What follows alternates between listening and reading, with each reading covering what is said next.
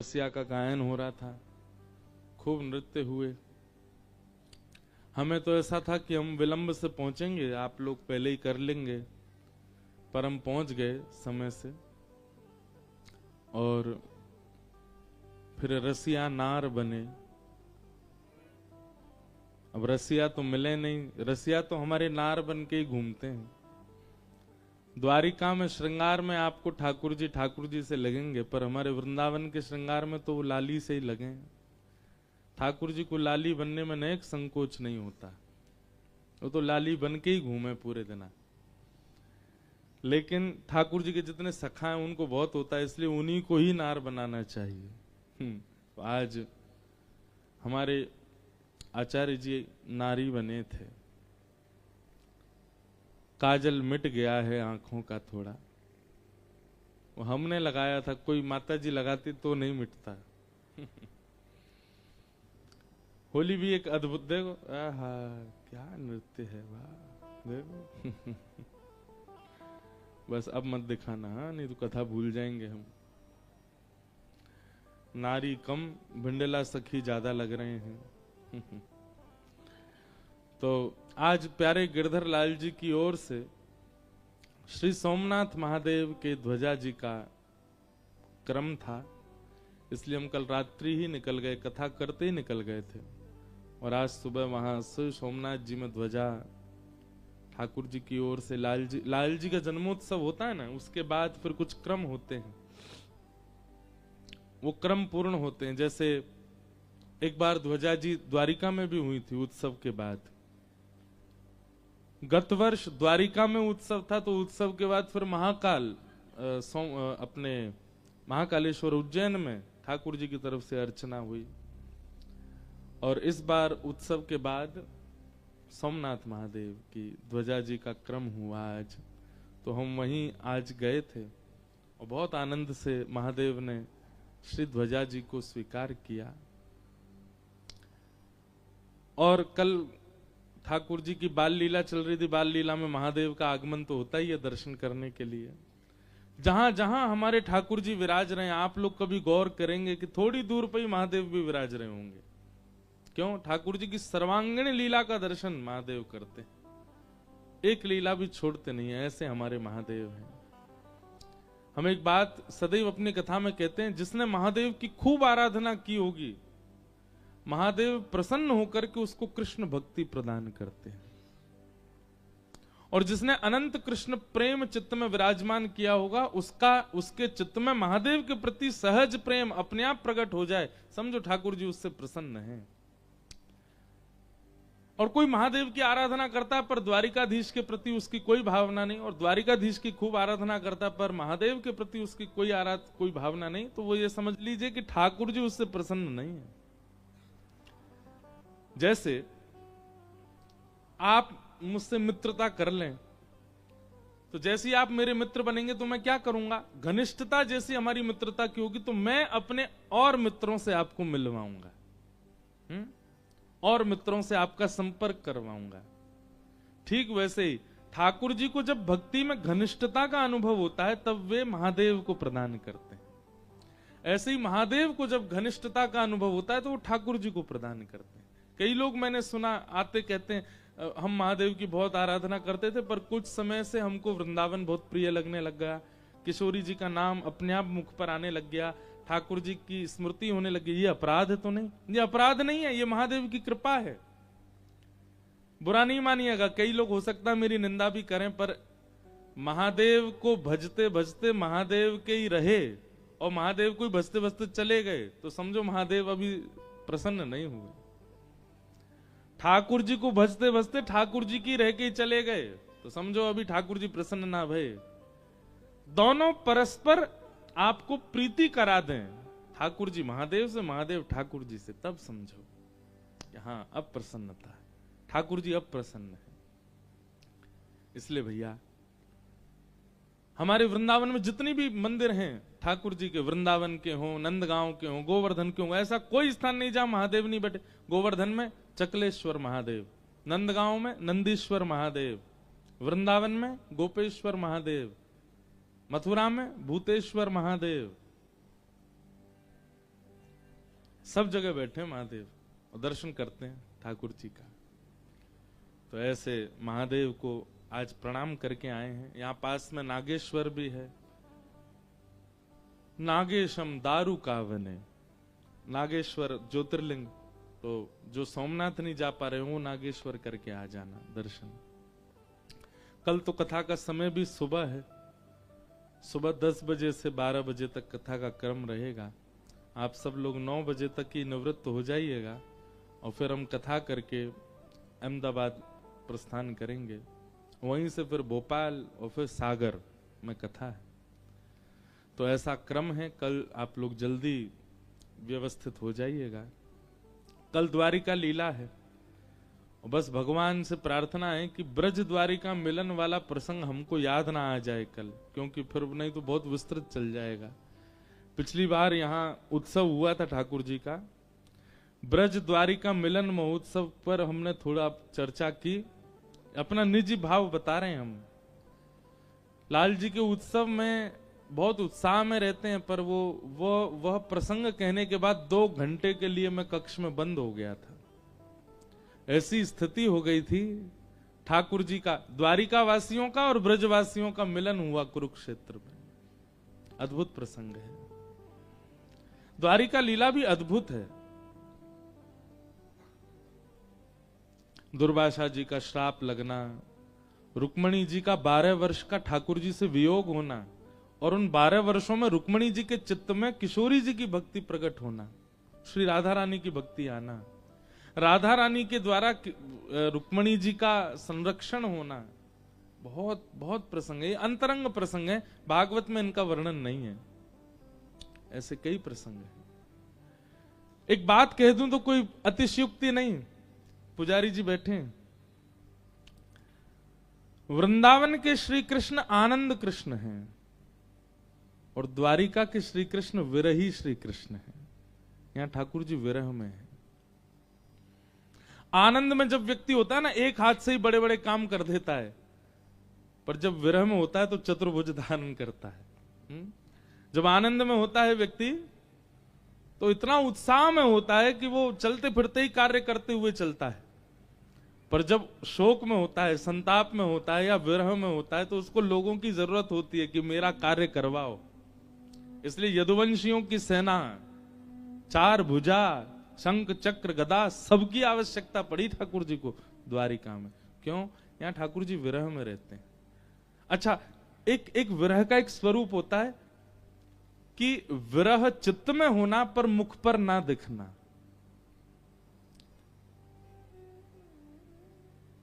द्वारिका के श्री कृष्ण कैसे हैं पता है? बहुत शांत, बहुत सौम्य, प्रसन्नता मुख पर रहती है और नेत्र अत्याधिक सजल रहते हैं। इसलिए श्री द्वारिकाधीश जी के नेत्रों का दर्शन ही नहीं है। सजल नेत्र हैं, बंद रहते हैं, धीर गंभीर, ब्रज की स्मृति में।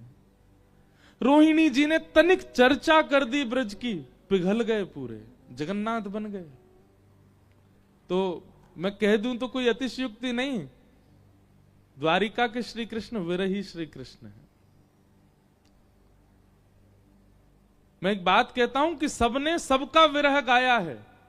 गोपियों का विरह सबने सुना, मीराबाई का विरह सबने सुना, किशोरी जी का विरह सबने सुना, यशोदा जी का सुना, नंद बाबा का सुना, गोप ग्वालों का सुना।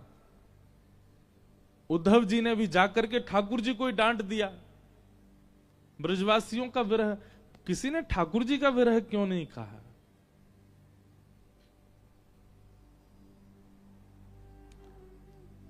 एक गीत में गा रहा हूं ठाकुर जी के विरह का, भजन है, उसमें ठाकुर जी का ही विरह है।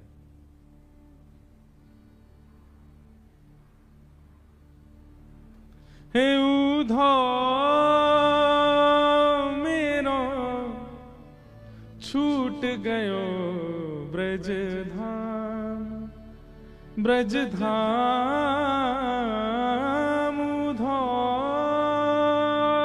मेरो छूट गयो ब्रज धाम।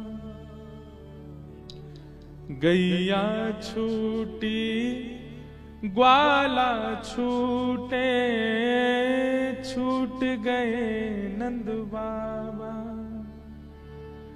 गैया छूटी ग्वाला छूटे छूट गए नंद बाबा, यमुना छूटी कुंजन छूटे छूट गई मेरी मैया, हे उधो मेरो छूट गयो ब्रजधाम। एक लिख रहे हैं पंक्ति ऐसी जिसमें ठाकुर जी का विरह है। कभी कभी हमको बहुत स्वार्थ लगता है, पता है हम मानव बहुत स्वार्थी हैं, अपने सारे दोष बता देंगे ठाकुर जी को, अपनी सारी पीड़ा बता देते हैं ठाकुर जी को। कभी ठाकुर जी से क्यों नहीं पूछते आपको तो कोई पीड़ा नहीं, उनको पीड़ा नहीं होती, वो परमात्मा है, यही सोच में हम कभी नहीं पूछते ठाकुर जी से। द्वारिका में ठाकुर जी को बहुत सुख है, राजा धीराज हैं, सोने चांदी हीरे जवाहरात मणियों से सदा लदे रहते हैं, पर हम अपनी बात बताएं तो हम जब जब ठाकुर जी को देखते हैं, कल हम दर्शन नहीं कर पाए, नहीं तो हर दिन मैं दर्शन करने जाता हूं। और ऐसा केवल द्वारिका में नहीं, वृंदावन से विलग कहीं भी अगर कथा होती है तीर्थों में, एक दिन ऐसा होता ही है कि ठाकुर जी मुझे दर्शन नहीं देते। और उस दिन पता है क्या लगता है, अपनी बात बता रहा हूं, उस दिन ऐसा लगता है जैसे कोई प्रेमी रूठ करके अपने आप को बंद कर लेता है ना, कि अब तू आयो 3-4 दिन रहो, अब जा रहो है, अब तू 2 दिन बाद चलो जाएगो। तो कल ठाकुर जी ने महाप्रसाद पवाया लेकिन दर्शन नहीं दिए, तो उस समय मन में यही आ रहा था कि कह रहे होंगे, बोले अब तू जा रहो है, अब तेरो जावे को समय आ गयो, 2 दिन बाद चलो जाएगो। ऐसा नहीं कह रहा हूं कि उनको मुझसे बहुत प्रेम है, पर मैं जहां से आता हूं उस स्थान से उनको बहुत प्रेम है। कभी कभी भैया अपनी लिस्ट ना बता के ठाकुर जी से पूछने जाया करो कि आप ठीक हैं, आपको यशोदा मैया की याद तो नहीं आती, ब्रज की गोपांगनाएं, ब्रज की वह गोपियां, श्री राधा रानी, गिरिराज जी, यमुना जी, सबका बहुत स्मरण तो नहीं, कितना प्रेम करते हैं ठाकुर जी वृंदावन से, कितना प्रिय है ठाकुर जी को। लोग माला लाते हैं, प्रसाद लाते हैं, दुनिया भर की सामग्री द्वारिकाधीश के लिए लाते हैं। हम तो कहेंगे कि द्वारिका जाने से पहले ब्रज जाया करो, यमुना जी का जल, ब्रज की रज, वृंदावन की तुलसी, वृंदावन के किसी ब्रजवासी के यहाँ का कुछ प्रसाद, अमनिया, कुछ नहीं तो फल ही ले आओ, वृंदावन से कुछ लाके ठाकुर जी को अर्पित करो। द्वारिकाधीश को आप इससे बड़ी भेंट और कोई नहीं दे सकते कि ब्रज से कुछ लेकर के आओ, ब्रज का कोई भाव प्रदान करो। ठाकुर जी बहुत याद में रहते हैं। कई बार ऐसा होता है ना कि बहुत विरही व्यक्ति इतनी चकाचौंध कर देता है बाहर कि उसका विरह दिखे ना, वो स्थिति है द्वारिका में। आरती भी कराएंगे, ढोल नगाड़े ताशे बजवाएंगे ताकि सबको लगे कि बहुत प्रसन्न है, पर नहीं, वो विरह में है।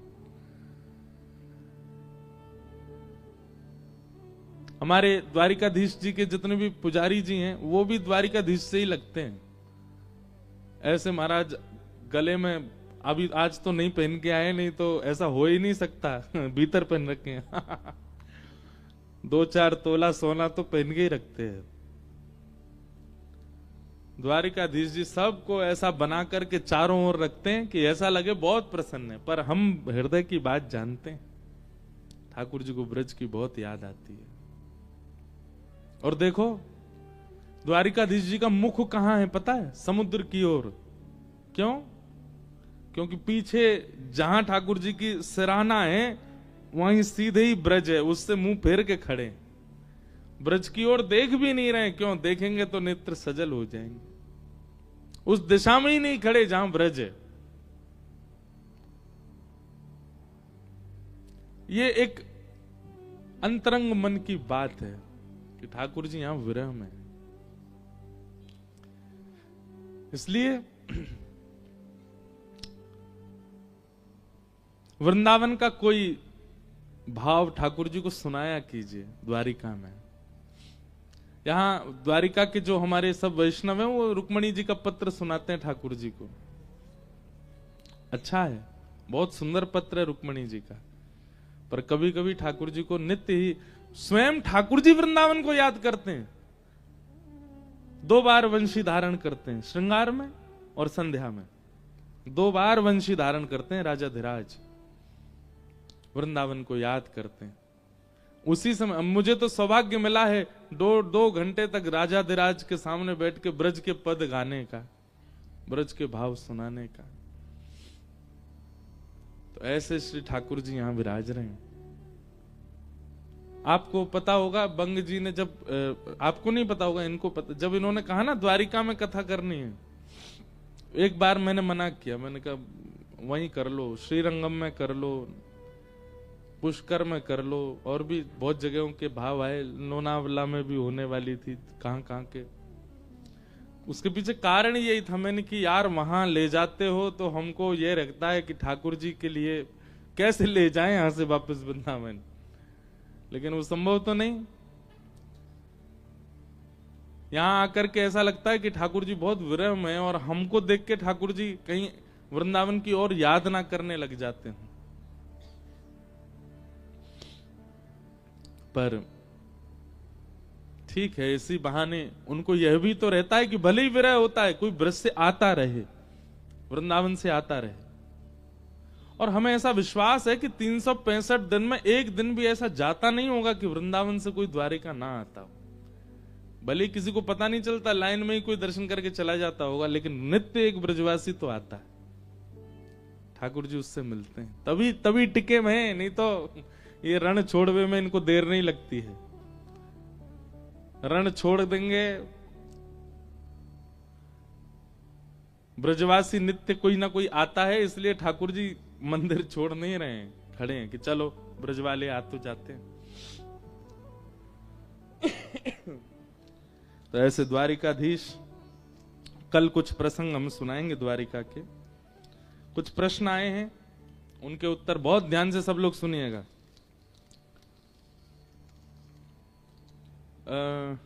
गरुण पुराण के स्वाध्याय के तौर पर पढ़ सकते हैं। देखो एक बात हमारी सुनिए, गरुण पुराण में केवल एक चैप्टर ऐसा है जिसको मृत्यु काल में पढ़ा जाता है।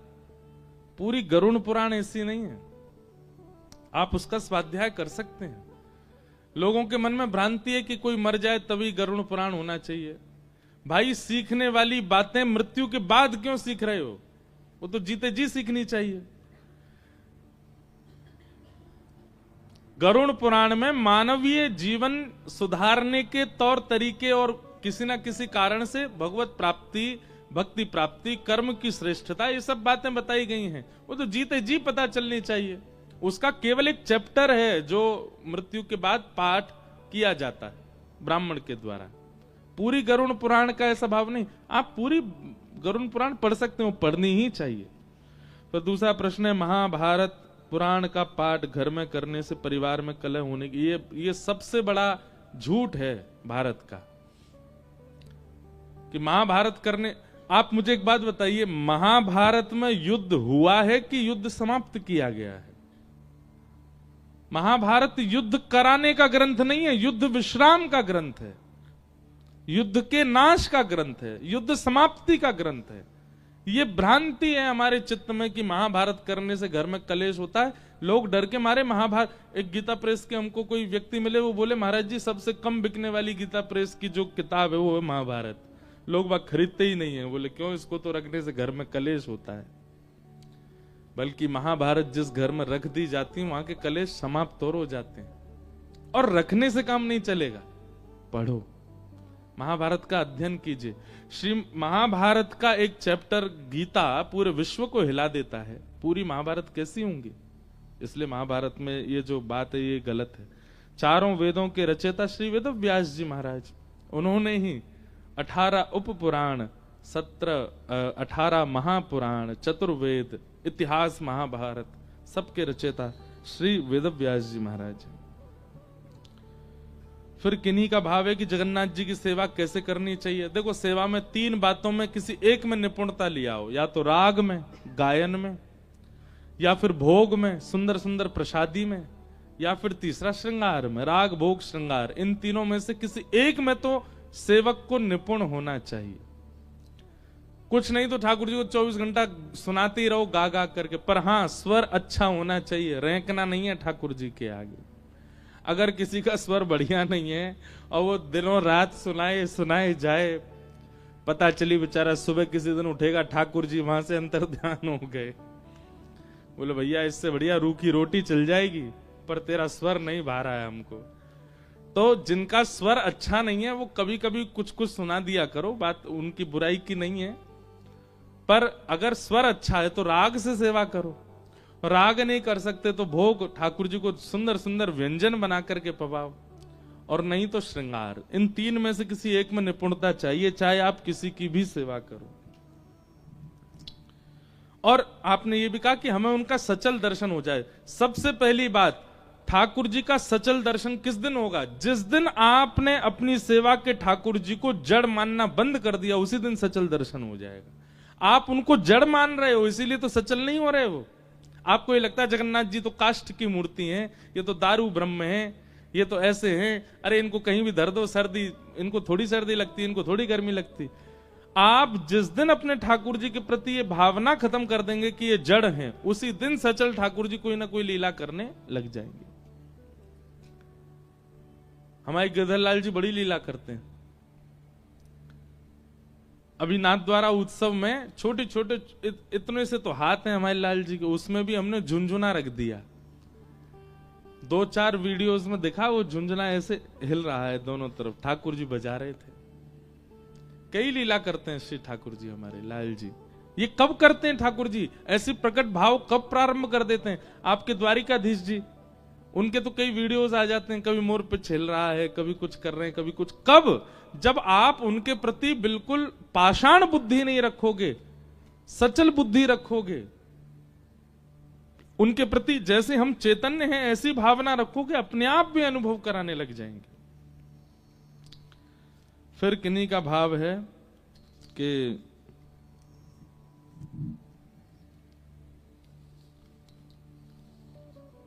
जो जन्म से नास्तिक हैं, बिल्कुल भगवान को भजते ही नहीं है, बिल्कुल भगवान के प्रति वैष्णव नहीं है, क्या भगवान का उनसे प्रेम नहीं है? उनमें ठाकुर जी के प्रति भाव कैसे जागृत हो, कृपा करके बताओ। एक बात हमारी सुनिए, आपने ऐसी बात कही कि जो जन्म से नास्तिक हैं, क्या भगवान का उनके प्रति प्रेम नहीं है? ठाकुर जी श्रीमद् भागवत में कहते हैं कि व्यक्ति मानव बन के जन्म ले रहा है, ये मेरे प्रेम का पहला रूप है। व्यक्ति मानव बनकर के आया, ये मेरा उसके प्रति प्रथम प्रेम है।